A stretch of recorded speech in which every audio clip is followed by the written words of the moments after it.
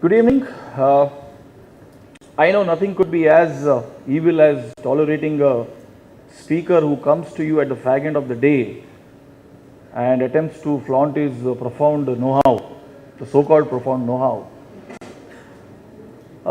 So when I was asked to take up this topic, the fundamentals for policy maker, academicians and educationists, I attempted to do some homework and I realized and I decided that it is best that we leave this topic to be spoken by the policy makers, academicians and educationists themselves. However, I am going to attempt to share the reflections, the views, the insights of the people in the education domain that I have met up with in this last 14 years or so. The question that we probably can ask to begin with is for all of us, what would you be if you were to be what you are not today? Given an opportunity to go back to school and recreate an ambition for ourselves is the question which I typically ask the academicians that I bump into. The answer is yes, I wish I have this second opportunity. I would choose to become a musician, a dancer, a scientist, and so on. So why is this topic, excellence in education, required in the first place? It's very embarrassing that as the Leadership Guild, we want to thought and think over why excellence in education. So to add some spirits, or if you say humor and link it with this, which most of you might be knowing this, very recently I heard a mother knocking on the doors of her son early morning and asking her son to go to school. So she knocks and says that, "Sonny, wake up, it's time to go to school." So the son is very upset and he replies by saying that, "No, I will not go to school. I hate going to school." So the mother is saying that you still will have to go to school. But then she also tries to understand why he doesn't want to go to school. So she is asking, "Tell me why, give me two good reasons why you don't want to go to school." He says that, "I hate the teachers in the school." That's the first reason. And second is, students don't like me. But he says, "No, Sonny, you still have to make it. You have to go to school." Now the son is asking his mother that, "You give me two reasons why I should go to school." And the mother replies, "One, because you are 45 years old, and second, because you are the principal of the school." Now, if you have to take an insight to understanding why excellence in education, I guess we are all aware that there are three major stakeholders. When I say major, there are peripheral stakeholders also. To begin with, the students, of course, who are the direct beneficiaries in the system. Teachers, who are the medium, the non-replaceable medium, who facilitate the teaching and learning transactions. And of course, the principals, the mentors, who have the task of building a lot of abilities around the schooling domains. But to talk in the crux, there are three major challenges also, respectively. There are a lot of challenges, but a student would be required to comprehend a lot of topics. Last 2 days we had been speaking about engagement and digital content, activity-based, joy of learning. These were the keywords that we have browsed upon. But for a child who is being given all of this, requires the human intervention, that is the teacher's support, to help them comprehend what they are learning for the first time. It's like I throw open a slide of a Russian composition in front of you, which is a video. I'm sure some of us may not be able to comprehend it because as a teacher, I may not facilitate that gap. So it is a big challenge for a student, and we speak about different intelligences that exist inside the classrooms. When you look at the teachers, the biggest challenge perhaps is to bring parity amongst these different intelligences. We have all done our PhD on these topics, so we needn't elaborate on these. And yes, for the principals, it is always the skill and the will issues. When I meet principals around the country, they say that we have teachers, but we want good teachers. There is a thin line between these two species. So when I'm talking about or sharing with you the reflections of what I have learned from academicians across the country, the very first fundamental is that do we have something called as collaborative schooling? I'm sure you attend probably hundreds of conferences and forums, so do I.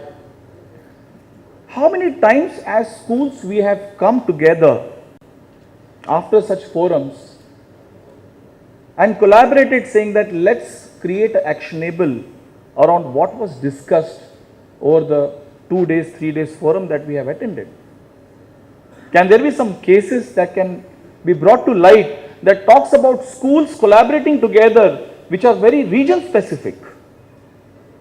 We know schooling is very region specific, but at a regional level through such forums can we create collaboration, and that is the very first fundamental which should be taken up.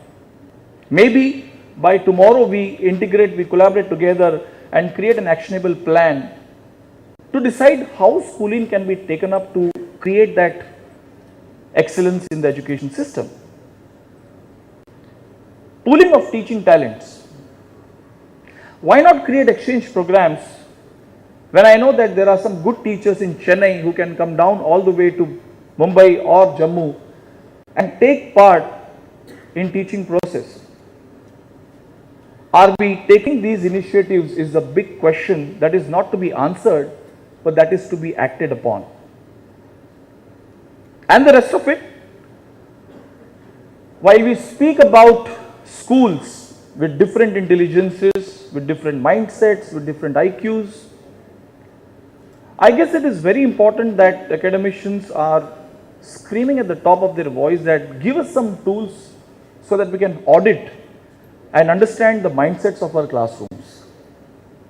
Why? Because that will allow our teachers to create teaching methodologies which are student specific, which are student centric.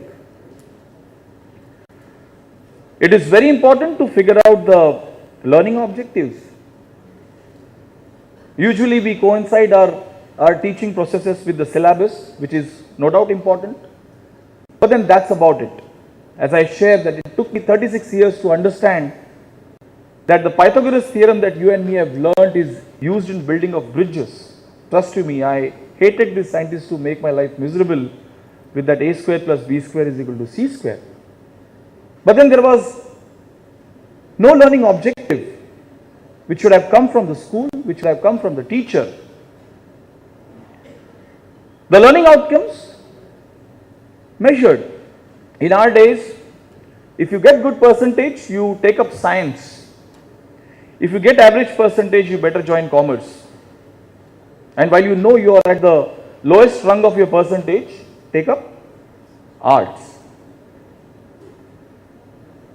If I have to answer that first question, what would I be? I would have loved to become an oceanographer.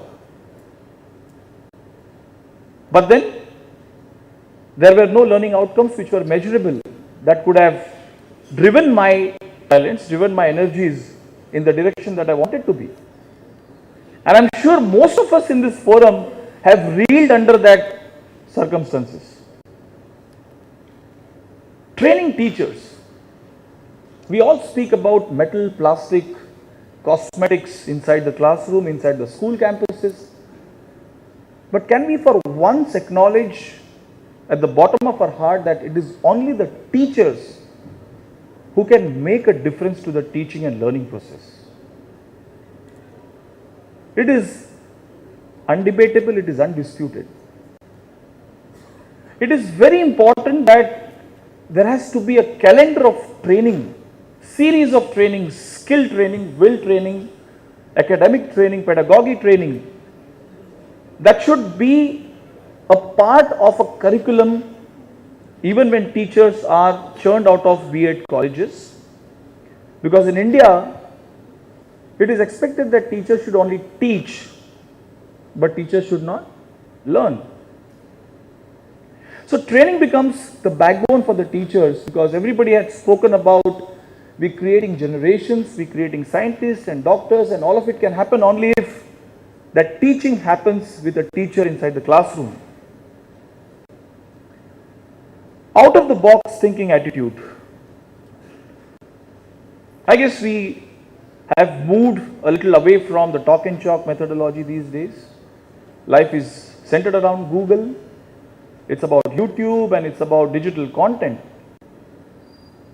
Similarly, a wisdom needs to be created for those teachers who can do out of the box thinking, for which as academicians, as policy makers, it is very important to encourage teachers to come ahead and create different learning styles and different learning techniques. Doesn't matter how silly they are, but they can be structured, because ultimately it is for the children. Assessment, as I shared, I wish I was back to school, I would choose this particular topic of oceanography. But the assessment tools did exist, probably teacher didn't realize that what should be my inclination, what are my power banks, what are the areas that I can develop and move in which directions. And finally, creating incentives around teaching. We all live in the world of incentives. Today, corporate incentives is about everything. At home, we offer incentives for every work that gets done. There has got to be a system which should be created by the policy makers and the leadership guild of the schools, who can actually create incentives for teachers, which could be monetary, which could be non-monetary, but encouraging enough for a teacher. Earlier someone said that there should be set protocols for teachers who should be good teachers churned out of the B.Ed forums. I would like to add to that thought that any person who has a desire of getting into teaching will be more motivated and encouraged if there are incentives attached, because they put their heart and soul, and every human being requires incentives in whatever form they may be. With this, I thank you and hope that I have reflected whatever I could to create this paradigm of excellence in education, with making you acquainted with what Mexus Education is all about. We are an upcoming initiative in the education domain. We work with schools in the area of different dynamics required inside the teaching learning transactions in the classrooms and outside the classrooms, right from training agendas till digital learning, assessment, and very importantly the concepts that most of the schools are wanting to go ahead with is activity and experiential based learning. Thank you so much for giving me the listening ear. Thanks, Sitar.